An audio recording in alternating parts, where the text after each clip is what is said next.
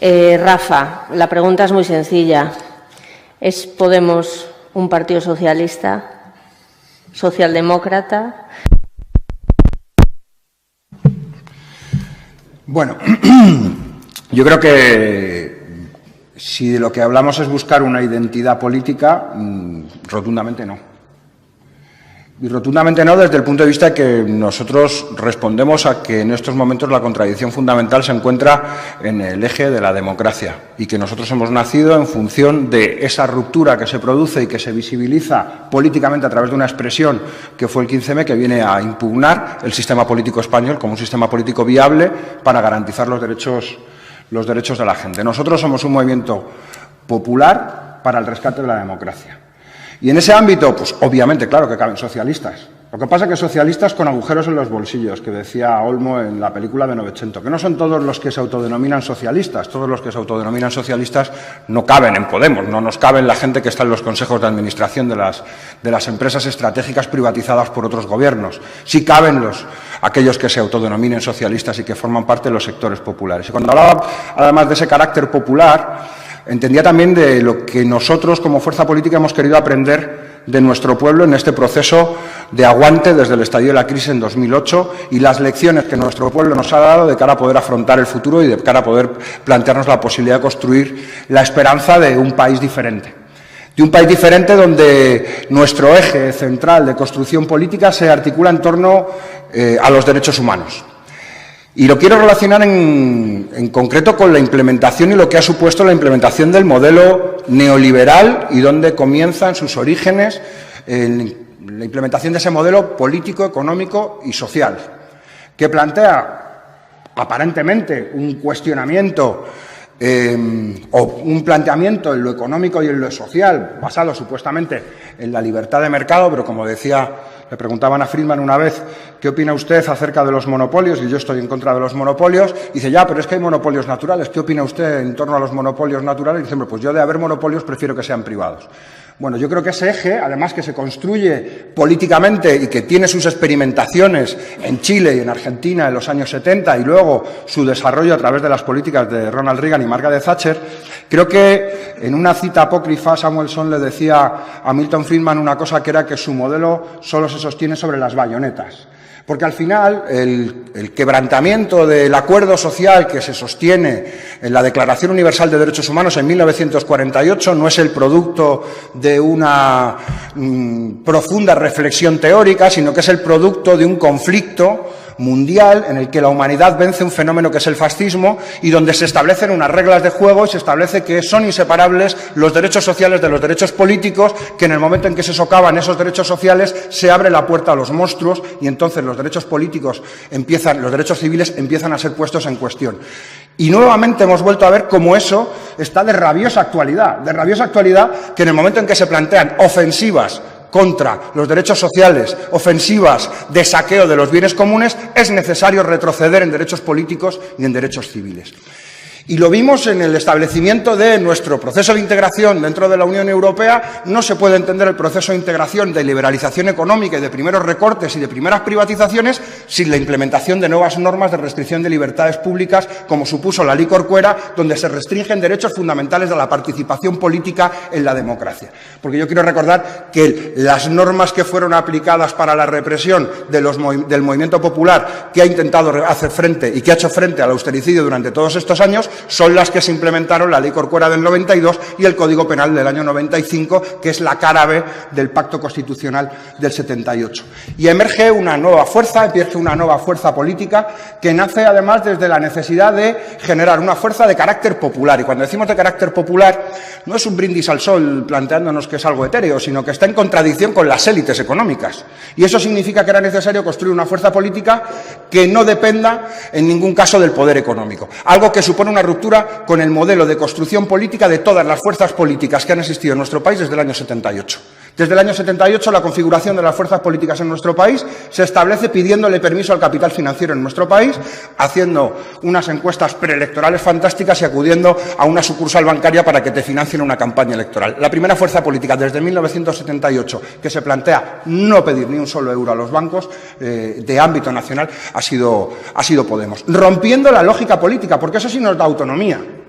Y ahí sí que quiero entrar en las dicotomías. Nosotros creo que lo que estamos planteando en ese proceso de construcción democrática es que hay una contradicción entre la dictadura del capital financiero y la posibilidad de que exista soberanía popular y democracia. Nuestro país tiene 287.000 millones de euros en manos de los fondos buitre. Eso es una amenaza para la soberanía. Eso es una amenaza para la capacidad de nuestro pueblo para poder decidir su futuro, en lo político, en lo económico y en lo social. Y ahí es donde tenemos que empezar a plantearnos las cuestiones. Y ahí es donde nosotros estamos planteando el debate político. El debate político es, en estos momentos, en la centralidad, el rescate de la democracia frente a las élites económicas. Porque, además, la agudización de las contradicciones sociales lo que nos está mostrando es que en este momento no va a haber posibilidad de que la mafia siga durante mucho tiempo en el gobierno. Lo que estamos viendo en los procesos políticos que se dan en nuestro entorno es que las mafias políticas que se representaron en Italia con la democracia cristiana, yo creo, como ese buque insignia, se deslegitiman frente a la mayoría social, frente a la mayoría social que participa en el proceso político. Y ahí hay dos vías, y yo creo que lo hemos visto en el proceso en Estados Unidos. Una vía de carácter popular, donde es Bernie Sanders quien articula una campaña electoral cimentada en el apoyo popular, en la organización de la gente y en la capacidad de la gente para impugnar al establishment, y por otra parte una alternativa diferente, que es el gobierno de los millonarios. Y el gobierno de los millonarios que ya no necesita intermediarios, ya no necesitan a Hillary Clinton para que represente sus intereses. Quieren representarlos ellos directamente, quieren tener a los ejecutivos de los grandes fondos de inversión, de las grandes entidades multinacionales puestas dentro del gobierno. No es casual que una empresa como Uber haya sido uno de los principales valedores de Trump, porque lógicamente es una empresa que se basa esencialmente en dinamitar un servicio público de transporte de viajeros en la ciudad, donde se le resta a los ciudadanos la capacidad para decidir cómo organizan su transporte público y cómo la municipalidad pone normas, y es una transnacional quien revienta el mercado para imponer las formas de un elemento esencial como es un servicio público. Yo creo que ahí es donde quizás debiéramos plantearnos el debate en estos momentos. Creo que ahí es donde además podemos encontrar vías para articular nuevas mayorías sociales que no dejan de ser formas de construcción popular de un pueblo que se sacude el miedo frente a la posibilidad de poder decidir su futuro, la capacidad para poder determinar qué es lo que queremos para el futuro. Y ahí, a mí, a veces, yo hay batallas que no voy a dar. Es decir, yo no voy a dar la batalla por la izquierda, no tengo ningún interés en darla. Que se autodenomine de izquierdas quien quiera. No voy a dar la batalla, no vamos a dar la batalla por el concepto de socialismo, no me interesa. Pero a mí sí me interesa saber, cuando hay una contradicción fundamental que afecta a las condiciones de vida de la gente, que eso es política, la capacidad para determinar la vida de la gente, yo sí quiero tener claro dónde está mi formación política. No se puede estar con los desahuciadores y con los desahuciados. Hay que optar. Y vas a entrar en un conflicto social fuerte, de carácter democrático, donde tú tienes que optar si te vas a posicionar con quien viola los derechos humanos o quien está intentando evitar que se violen los derechos humanos. Y en nuestro país, y yo creo que ahí es donde tenemos que empezar a centrar también uno de los debates, en nuestro país se violan sistemáticamente los derechos humanos de los sectores populares. Y eso es una realidad, y se han establecido políticas de saqueo durante todo este tiempo. Y hay un régimen que se cimenta esencialmente en la impunidad de los privilegiados. Y esa es una cultura política que nace previo al 78 y que ha permanecido después del 78, y es un lastre democrático que nos lleva hasta aquí. Hasta el punto de que esta misma semana estamos debatiendo si hacemos o no una comisión de investigación sobre el rescate bancario. Hemos dado centenares de miles de millones de euros al sector financiero. El sector financiero se ha ensañado con los sectores populares. Nos han puesto decenas de sanciones, decenas de sentencias contrarias del Tribunal de Justicia de la Unión Europea, y ahora nos estamos planteando la posibilidad de una comisión de investigación, y hay quien tiene dudas. De hecho, el propio ministro de Economía comparece en el Congreso y dice que la banca lo que ha cometido son errores. Viniendo de lo que fue un directivo de Lehman Brothers, es todo un despropósito. Pero a lo que voy, creo que es fundamental que seamos capaces de articular una nueva mayoría política basada precisamente en amplísimas mayorías sociales.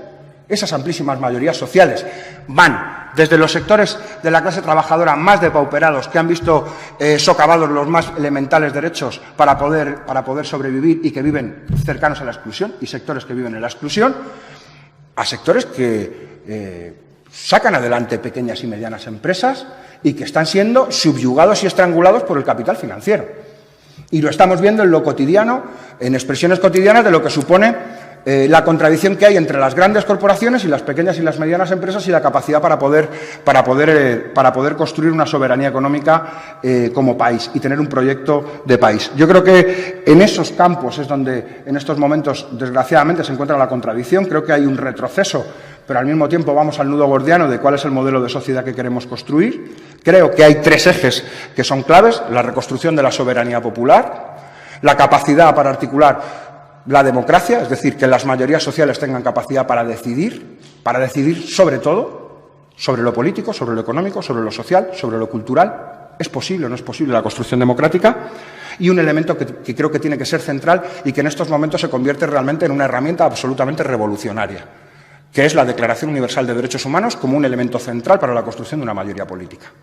Y yo creo que esos son elementos claves. Y además, cuando hablo de derechos humanos, entendido además desde un punto de vista lo más avanzado posible, derechos de primera, de segunda y de tercera generación. Creo que tenemos que hablar de derechos civiles y políticos como un elemento clave, creo que hay que hablar de derechos sociales como un elemento indisociable, pero creo que hay que hablar también empezar a hablar de derechos medioambientales como un elemento también central, porque el conjunto conforma la capacidad para poder determinar nuestras vidas. Creo que es necesario recuperar 2 cuestiones: la política, en primer lugar, como la capacidad de los seres humanos para poder afrontar su vida, para poder determinar sus propias vidas, y la capacidad y recuperar el concepto de economía como el sistema del que se dotan los seres humanos para satisfacer sus necesidades en un entorno de recursos escasos. Y eso significa que no hay nada más antieconómico en estos momentos que el modelo neoliberal, que está demostrando que, aunque se producen bienes suficientes para que el conjunto de la humanidad tenga la posibilidad de poder vivir bien, hoy en estos momentos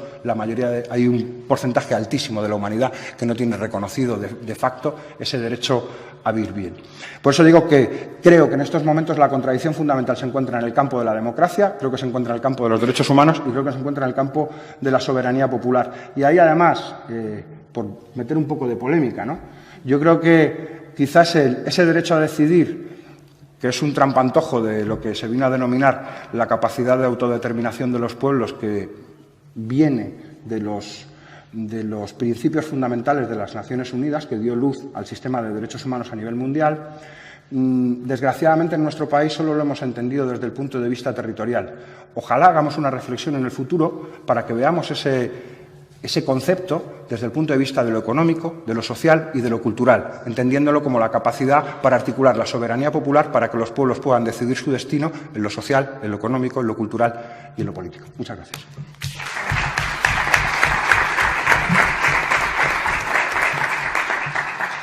Muchas gracias.